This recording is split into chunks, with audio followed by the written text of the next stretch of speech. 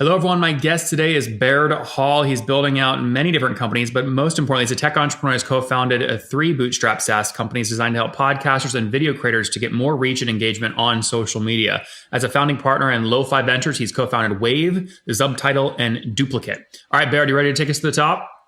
Yeah, let's do it, Nathan. Thanks for having me. So what came first? It sounds like you're trying to help. You said podcasters specific and video creators specifically. Did you start out as a podcaster? No, we fell into it. We actually tried to build back in 2015. We tried to build a social audio network. It was think of like Reddit based on audio. So like these forums and threads all based on audio messages. And it was a failed startup. We worked on it for 2 years, tried to raise money, really did all the things incorrectly. And at the end of that project, we had this little internal tool that took a lot of these audio clips from this startup that didn't work out and shared them on social media. We used it as an internal marketing tool. So we actually built it internally, used it ourselves. And when that company folded, we started selling it. And that was January 2017. And we've been running with that ever since. So 2017, and I'm assuming you're talking about Wavve, WAVV.co? Yep. Yeah, that's our audio sharing tool. Okay. And so the first user was you, but the first sale was what, in 2017? Yep, January 2017. That's when we launched kind of version 1 and started getting our first sales in the door. And you're selling direct to podcast hosts that want to take the audio clips out and put them on social? No, it's directly to the podcasters themselves. So they use this independent of their podcast host. The podcaster signs up, uploads their audio content, and can clip it, choose animations, images, and really make it look exactly the way they want it for Instagram, Facebook, wherever they're trying to promote their podcast. So I think podcast trailers is kind of a good one-liner for it. One of the things I always struggle with this is if you look at like consumption of video content on these social networks, especially on mobile devices, a very large, I don't know the actual number, but a very large percent actually happens on mute, which means you have to have a very compelling visual in the first 2 seconds to get people to actually unmute. Otherwise, these clips are totally useless. How do you approach that? The first thing we did was provide a lot of customization so people can use images. The best thing to do is put a headshot of somebody, of the guest, ideally, usually for these, for interview style podcasts, and make the visuals look really good, really sharp animations. But the big key was having automated transcriptions and captions so that even if it's on mute, whatever the person is saying, identifying multiple speakers and having the words show up as the clip's playing was really key. So we got that in, and people have been using them. And it's a lot of podcasters that don't have an audience. They're really trying to build it. So they're trying to find really unique ways to stand out and get people checking out their podcast for the first time. So that's kind of our core audience there. And how do you make sure that doesn't kill you from cost perspective, right? If I take one of my 15-minute episodes and want to transcribe it, I pay Rev $1.50 to transcribe, each minute essentially. If you're doing this for free as part of your tool, I could see this adding up as a massive cost center for you. It's not bad because we only transcribe the clips themselves, which are usually pretty short. So while that podcast episode is 15, 30 minutes, the promotional clips, we usually recommend being anywhere from 30 seconds to 2 minutes. So the transcription cost, it's really gotten more efficient over the last couple of years. So between that and just video generation through AWS's tools has gotten a lot cheaper. So we can run pretty lean from a technical perspective these days. Which is what would you estimate in terms of number of minutes of sort of transcribed segments you're producing each month across your entire customer and user base? That's a good question. I haven't looked lately. It's well over 10,000 videos that average on, between 1 or 2 minutes. So I think that's probably the best guess I would start with. And how many videos is each sort of user making per month? Or maybe just a better question would be, how many customers do you have paying for the platform? We've got, active subscribers should be, it's 9,000 active customers right now. Okay. And you're using a tool. I was curious what tool people use. Are you using Baremetrics or Profitwell or what? Yeah. Baremetrics for Wavve, and then Subtitle uses Profitwell. So you like to diversify, right? Yeah. I like to, and I keep it up all day and got it up in front of me right now, actually. Okay. And how do you bill? Is this a SaaS platform or a pay per video or what? It's SaaS based on usage. The lowest price is $10 and it goes up to $60. But our average revenue per user is $12.63, just 12 and a half bucks. So, it really took us a long time to build the customer base out to the point where, it went from a side project to full time. So, it's very much a volume play. We're really pushing it far and wide and trying to keep costs down because a lot of podcasters, most of them are DIY and, not exactly making income from their podcast project. Yeah. This feels like a pretty healthy business then, right? I mean, if you've got 9,000 customers paying $13 a month, what is that? Like 110 grand a month in revenue, something like that? Yeah. 115. That's what we're at right now. That's great. And so you've done that since 2017. So that's not bad growth at all. Have you done that all bootstrapped? Yep. All bootstrapped. We haven't raised any money. My co-founder and I put $1,000 in both and have just been building it that way. The first year it was a lot of direct outreach and getting this thing off the ground took just a lot of brute force, but we were very lucky in the fact that our product creates content that helps promote the product itself. So we have watermarks and, for our free plans. And then even our premium users, like the animations that we've created are very unique to Wavve. So it really stands out. So word of mouth has really helped a lot too. That's interesting. I don't want to just skip over that though, because I talk to plenty of founders that say this is their strategy and they just cannot execute. So, the fact that you've gotten 9,000 customers over 2 years and over $1 million run rate bootstrapped is impressive. So let me dig here for a second, right? So Thanks. when you say your first 100 customers, it really was just pure outreach and brute force. Actually take me through like what your days looked like back then. Was it a LinkedIn search for podcast host and then a LinkedIn message, or like, how'd you do it? It was a lot of my technical, Nick is my technical co-founder, and he built me this. We use the iTunes API to give me a little search dashboard. So I'd go on Twitter and I would try and find people that are promoting their new episode, ideally like their first or second episode. I'd look for their podcast in our little search tool, and then their RSS feed always had their email in it. So I'd grab the email, and then I had a little template that I was just sending cold emails to people, and probably sending between 30 and 50 every day or two, I would say. And that's how we probably got our first 50 to 100 customers. And then we started doing some work on social outreach on social media, really worked. Hitting up podcasters on Instagram, they would share an image of their episode, and I'd send them a direct message and say, hey, why don't you turn this image and try it with a video instead with that audio included. So that was probably the first 100. And after that, content marketing really started picking up for us. And then it's kind of just been slow, linear growth every month since then. Let's stay on this for a second. So you're sending 30 to 50 cold emails per day. What was the subject line? That's a good question. Gosh, I can't remember off the top of my head. It would usually be something like something really short, like your latest podcast episode, or checked out your podcast, something like that. Because I personalized most of these. I use a template, but I was still looking up the podcast, saying, hey, I saw you promote on Twitter, and the subject matter of your podcast is interesting. So I personalized them too. That really helped it. Not as far as efficiency goes, but I think it helped get that early attention. And what were you optimizing for in the initial cold outreach? A lot of people say, well, Nathan, that's a dumb question. You want them to click a link to like book a demo or to start, sign up for free. But there's a lot of people right now that are optimizing these cold emails just like reply rate for ISP purposes, right? So what was your like call to action? What was your number one goal in the cold email?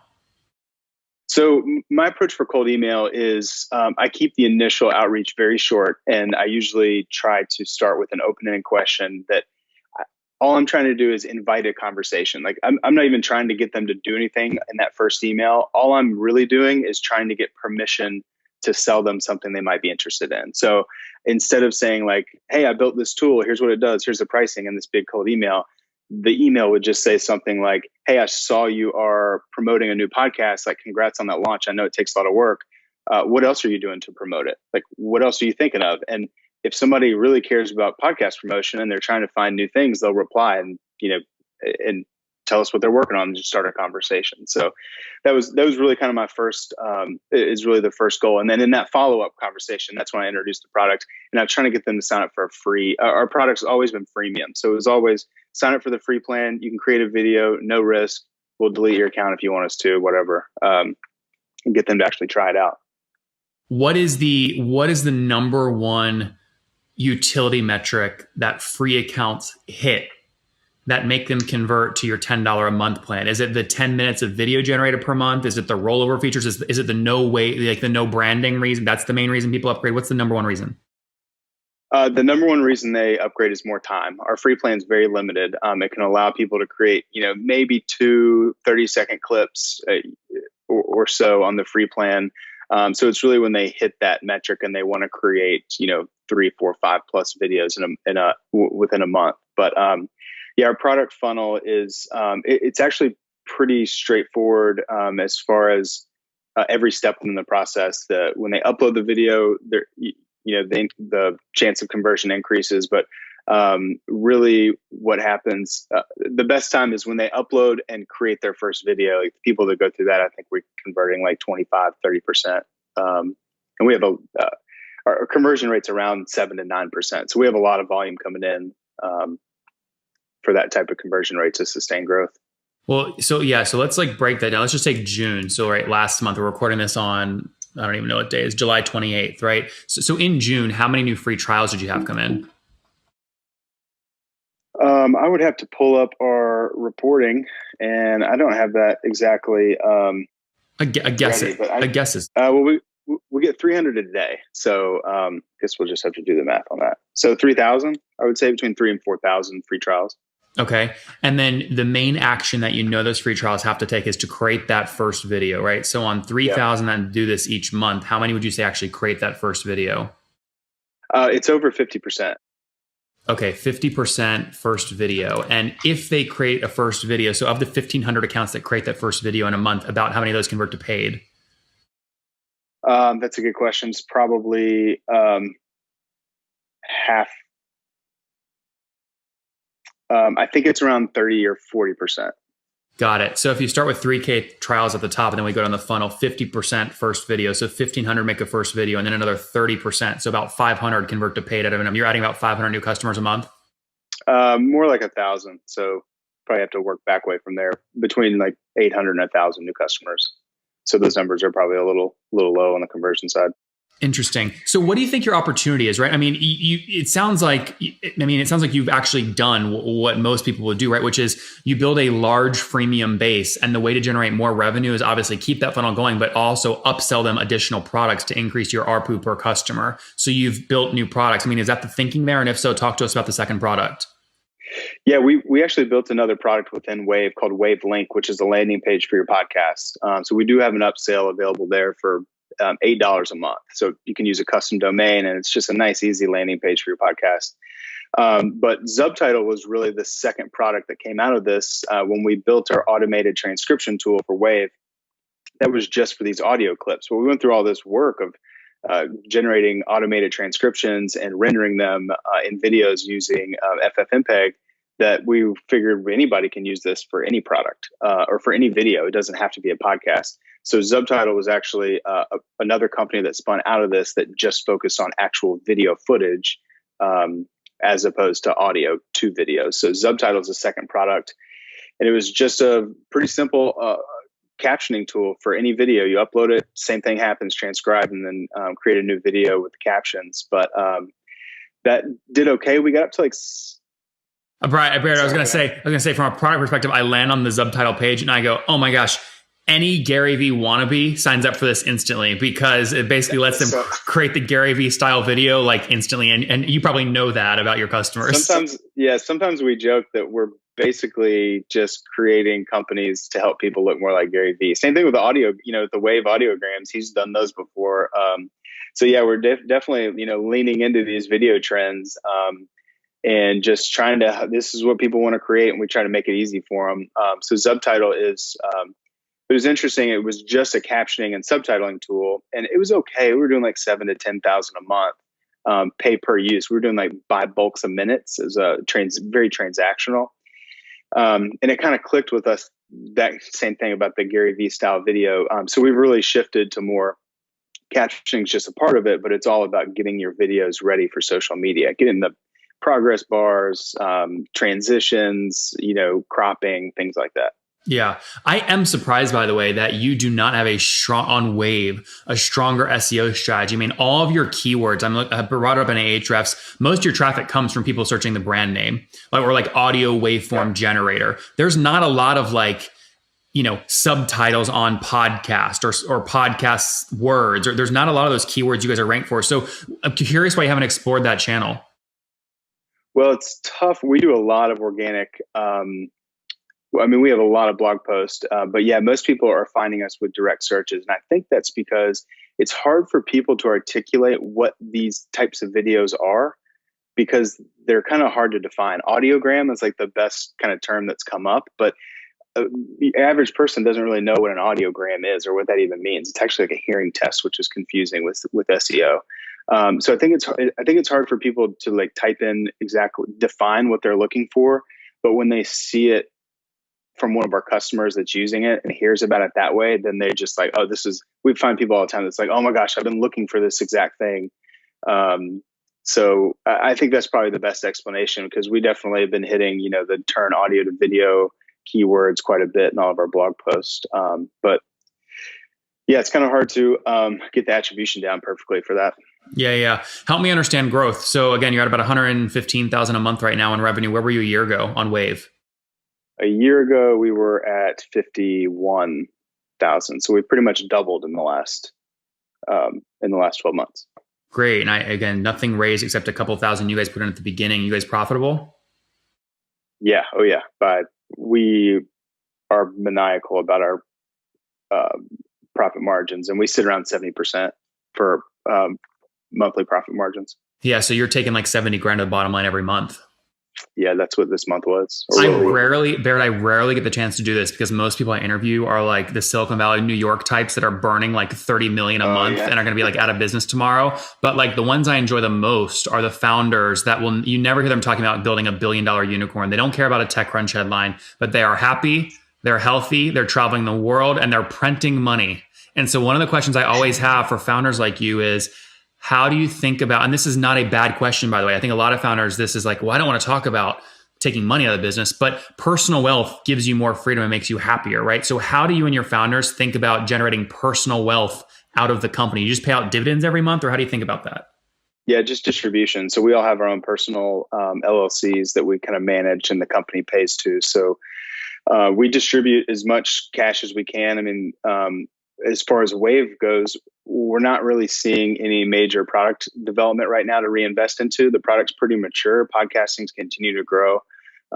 We've tried the upsell products, and we really are interested in other working. We have 2 other ideas that we're cranking out, hopefully over the next 3 to 4 months.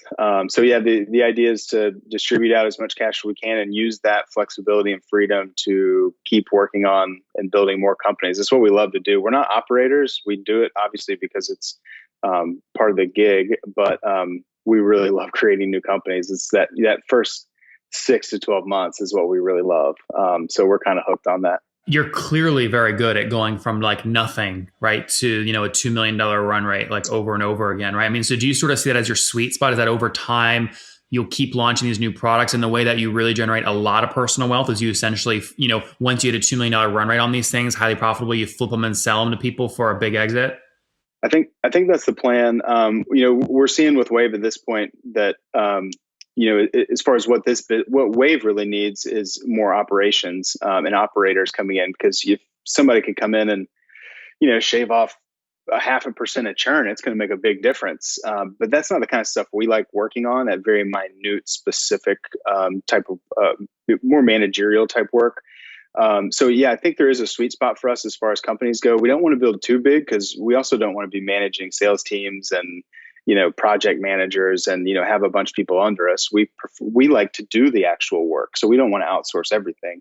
So I think we are in that kind of, 500K to 2 million ARR sweet spot that we like to work in. And we haven't had our first exit yet, but I'm assuming that's that's probably going to be the goal. I don't think we're going to want to, hold and work on things forever. Yeah. What's the team size today, just on the Wavve product? 3. We have 3 equity partners and 3 to 4 contractors. Okay, got it. So you're an equity partner, your partner's an equity partner, and there's a third silent partner or something? No, we have 3 working equity partners. Oh, got it. So you guys, it's like 33, 33, 33 on sort of all these ideas. No, it varies based. This one partner came in late, so he is at a lower stake. But any new products that we create, we do readjust with a new cap table because we want partners. There were times, with Subtitle, for example, there were people that previous partners that just couldn't take the risk to start a new company. So each cap table is unique. Yeah, that's fascinating. And what if, I mean, you sort of see these teams that work very effectively together. They almost have like their own persona, superhero personas, you know, the business lady or the business guy. And then you have like the developer. Then you have like the person that's like, will just growth hack like crazy and has very high empathy levels, right? So when you look at your three on Wavve, how would you sort of typecast the three of you? What are you? Marketing and support. So I'm listening to the customer. My goal is to understand what our customers are looking for, asking about what's frustrating them. My job is to take in all that information and relay it to my other partners who are both more technical, but also still very good at a lot of other things too.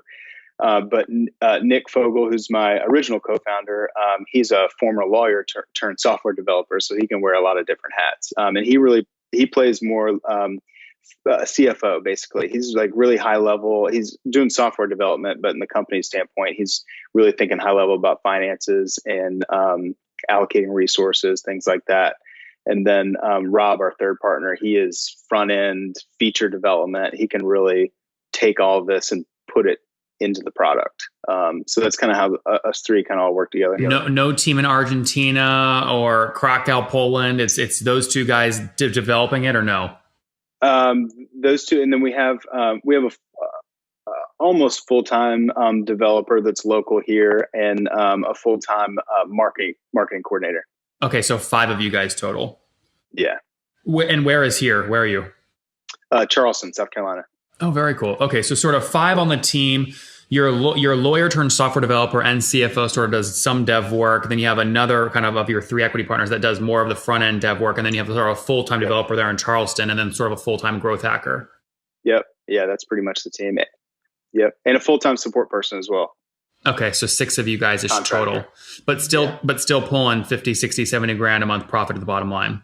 Yeah. So we only use, outside of the equity partners, we don't hire employees. We only hire contractors. And something we really like to do is we actually like to hire contractors that are working on their own entrepreneurial ideas. And they work for us, and we kind of help teach them different areas of business. And they, spend half their time working on their own thing and half their time working on our product. I think it's great incentive, and that we know that those people are hungry just like we are, because we were there once too. So and they're learning from you, which is why they do it. So I mean, do you pay I mean, obviously don't share the salary of what you're paying a person in Charleston, but like for someone else that loves that model, they want to hire entrepreneurs, they want to bootstrap, they want to bring on people that are hungry, that want to learn from them, and and it's a developer sort of role. I mean, what are the base is like 60, 70, 80 grand, something like that? Or is it half that since it's part-time? No, it's half that, but that's about what the hourly rate would equate to, outside of benefits.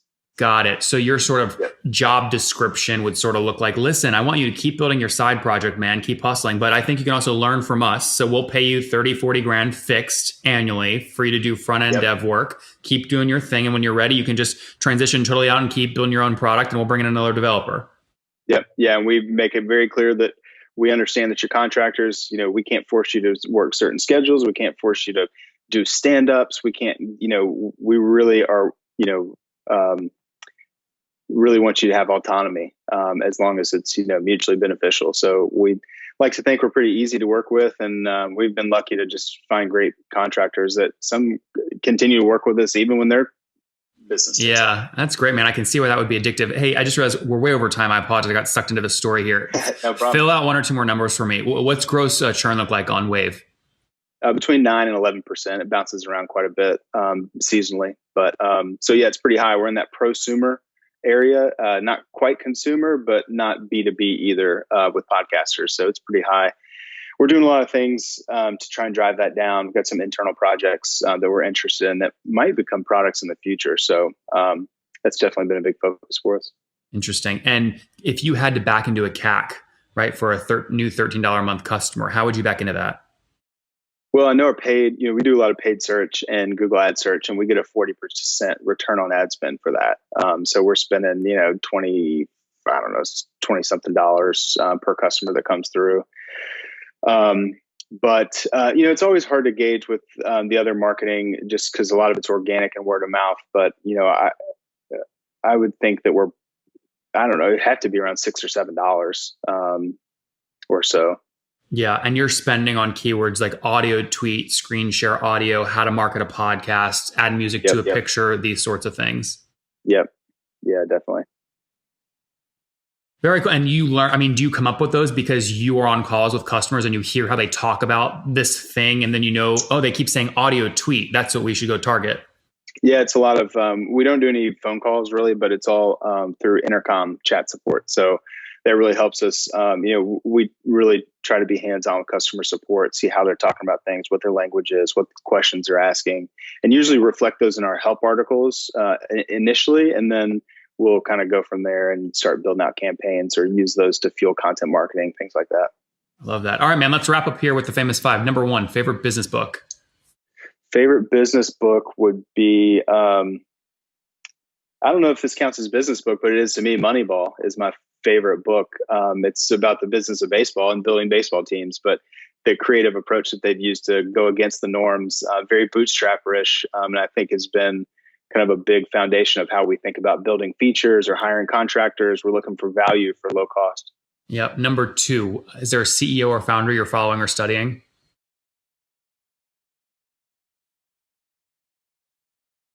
Not off the top of my head. I follow a lot on Twitter. I've always been interested. I think one of my favorite to follow is Chamath, who is at Facebook and built AIM. His last name I would butcher. Social capital. He's very big in the SPAC space right now. Yeah, very different from the way we think. So I think it's interesting to follow him, and he's had a lot of hot takes lately. So just trying to keep up with him. But no, I'd say there's a lot of people on Indie Hackers. I love being on that forum and just following other bootstrappers that have kind of done it like we have. Number 4 or number 3, is there a favorite online tool you have for building the company? I don't know how I do this without intercom, to be honest. I mean, as a one-man show, being in control of marketing and support, I mean, that handles all my chat support, all my outgoing messages, all of my onboarding as well for automated messaging. It's so expensive and it stings to pay that bill every month. But I'd love to find an alternative that's cheaper, but it has to be. I mean, it's where I spend all my time. Yeah. Number 4, how many hours of sleep do you get every night? 7. Okay. And which situation? Married, single, kids? Married, and I've got an 8-month-old daughter who has just been awesome. And what a fun life moment, man. I know, it's funny. My business partner, he also has he's got a 1.5-year-old. And when we started the companies, we had these big dreams of we're going to bootstrap our company. We'll travel the world and do whatever we want. And now that we're at that point where we could do those things, we have kids, and we're in quarantine. So it's a blessing though. I get to, put her down for naps, go work while she's sleeping. And it's been amazing. So much better than I imagined. That's amazing. And how old are you? Yeah. 33. I started 27. I've been at entrepreneurship for 6 years. So, all right, man. And take us home. What do you wish your 20-year-old self knew? Listen to yourself. Stop listening to other people. Spent so much of my time trying to, following all the guidelines and steps that family or society or whatever tells you have to do. And I wish I just listened to myself and realized that there are plenty of possibilities out there. I didn't start doing that until my late 20s.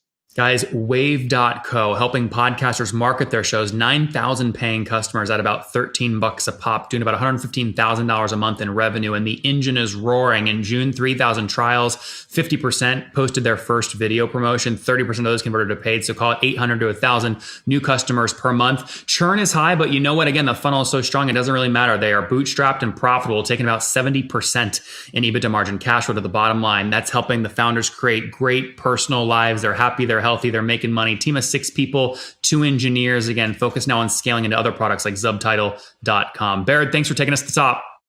Awesome. Thanks, Nathan. One more thing before you go. We have a brand new show every Thursday at 1 p.m. Central. It's called Shark Tank for SaaS. We call it Deal or Bust. One founder comes on, 3 hungry buyers, they try and do a deal live, and the founder shares back-end dashboards, their expenses, their revenue, ARPU, CAC, LTV, you name it, they share it. And the buyers try and make a deal live. It is fun to watch every Thursday, 1 p.m. Central. Additionally, remember, these recorded founder interviews go live. We release them here on YouTube every day at 2 p.m. Central. To make sure you don't miss any of that, make sure you click the subscribe button below here on YouTube, the big red button, and then click the little bell notification to make sure you get notifications when we do go live. I wouldn't want you to miss breaking news in the SaaS world, whether it's an acquisition, a big fundraise, a big sale, a big profitability statement, or something else. I don't want you to miss it. Additionally, if you want to take this conversation deeper and further, we have by far the largest private Slack community for B2B SaaS founders. You want to get in there. We've probably talked about your tool if you're running a company or your firm if you're investing. You can go in there and quickly search and see what people are saying. Sign up for that at nathanlatka.com/Slack. In the meantime, I'm hanging out with you here on YouTube. I'll be in the comments for the next 30 minutes. Feel free to let me know what you thought about this episode. And if you enjoyed it, click the thumbs up. We get a lot of haters that are mad at how aggressive I am on these shows, but I do it so that we can all learn. We have to counter those people. We got to push them away. Click the thumbs up below to counter them and know that I appreciate your guys' support. All right, I'll be in the comments. See ya.